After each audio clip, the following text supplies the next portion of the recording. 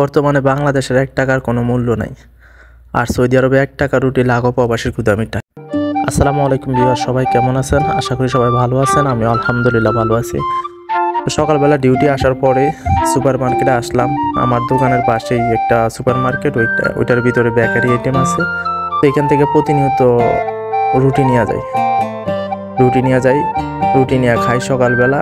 আমার মতো এরকম শুধু আমি না, এবং যারা প্রবাসী আছে তারা না, সৌদি শেখরা সবাই প্রতিনিয়ত নিয়ে এখান থেকে নিয়ে রুটি খায়। এখানে গরম গরম রুটি পাওয়া যায়। তারপরে ১ টাকার চায়ের পিস সবাই সব সময় খায়।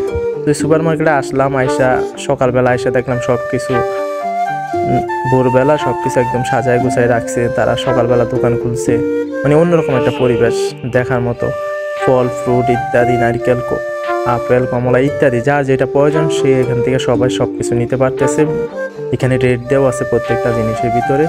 তার পাশে এক কর্নারে একটা বেকারি আইটেম আছে, যে বেকারির থেকে আপনি সব সময় এখানে সকালবেলা রুটি পাওয়া যায় একদম গরম গরম। তো সৌদিরা না, শুধু আমি না, সব সময় সৌদি, বাংলাদেশি প্রবাসী, সকল দেশের প্রবাসীরা এবং সৌদিরাও পর্যন্ত এখান থেকে এসে নিয়ে যায়। তো আজকে ১ টাকাতে নিয়ে এলাম, 1 টাকা রুটি নিব।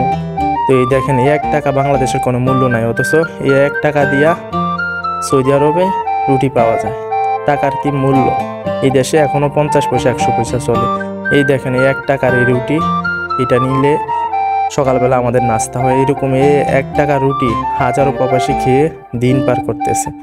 এবং সকালের নাস্তা প্রায় সময় দেখা যাইতেছে ডিউটি 12 ঘন্টা ডিউটি করে রুমে যা খাইতে পারতেছে না, পাকাইতে লাগতেছে, তখন এই রুটিটা নিয়ে খায়, কিছু দিয়ে খাইয়া ঘুমাই করে। এরকম আমারও প্রতিনিয়ত অনেক সময় হয়েছে, এরকম আমার না, প্রত্যেকটা প্রবাসীরই হয়েছে। তো আসলাম কাউন্টারে, টাকা দিব 1 টাকা। তো বাকালার ও আমার চিনে, যেহেতু এখানে আমরা কফি শপে প্রায় সময় এসে নিই, তো ওরে দিয়ে একটা পলিথিন নিয়ে চলে গেলাম। তো আজকের জন্য এখানেই বিদায়। সবাই ভালো থাকেন। আল্লাহ হাফেজ। আসসালামু আলাইকুম।